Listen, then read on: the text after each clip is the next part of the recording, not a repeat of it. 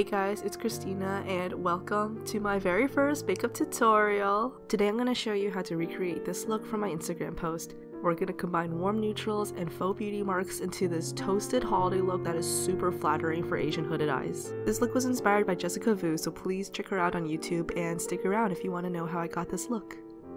Starting off with the base, use a medium coverage foundation with a dewy finish. Also, quick heads up, I was playing around with the lightings as I was filming this video as opposed to before I started filming it as any normal person would do. Not to mention I was filming this as the sun was going down, so don't be alarmed if as you're watching this the lighting just gets progressively darker because it's still not the worst thing about this video. You'll see. And then I went over with a concealer in order to cover up the dark circles I got from passing physics. Finish off with a setting powder, but be sure not to use too much. If your base is too cakey, it won't make the beauty marks look natural.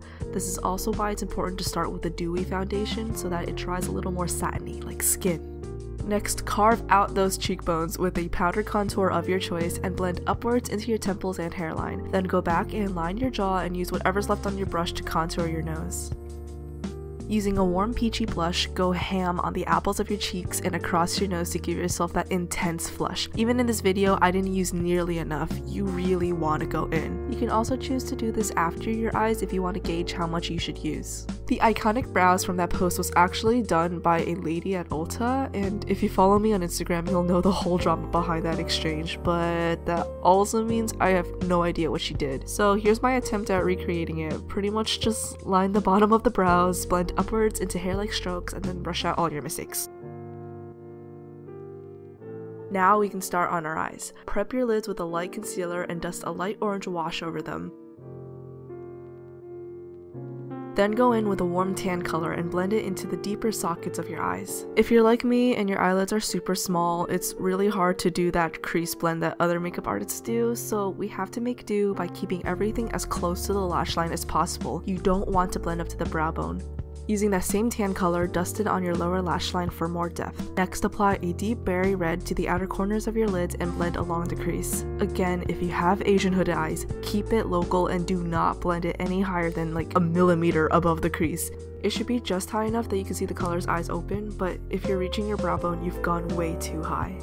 Intensify the red with a darker maroon shade by applying this in a V shape that connects your crease to your lash line. Don't worry about blending it yet, just start by packing it on. Use a bit of it to line your lower lash line and then blend the V shape out with the big fluffy brush. Line your upper and lower lash line with a dark brown shadow and focus on the outer corners to really open up your eyes.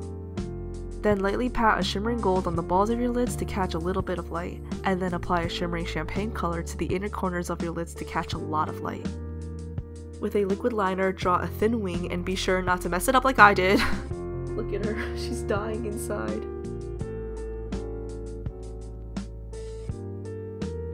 Apply a generous amount of mascara and finish off your eyes with some demi-wispy lashes.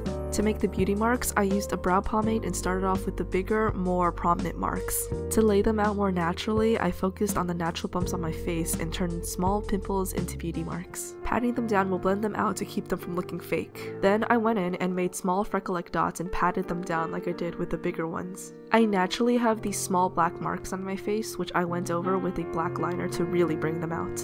If you didn't put on blush before, now's the time to do it. I realized while filming that I didn't bring home the lip color that I wore in that shoot. Here I am again dying inside.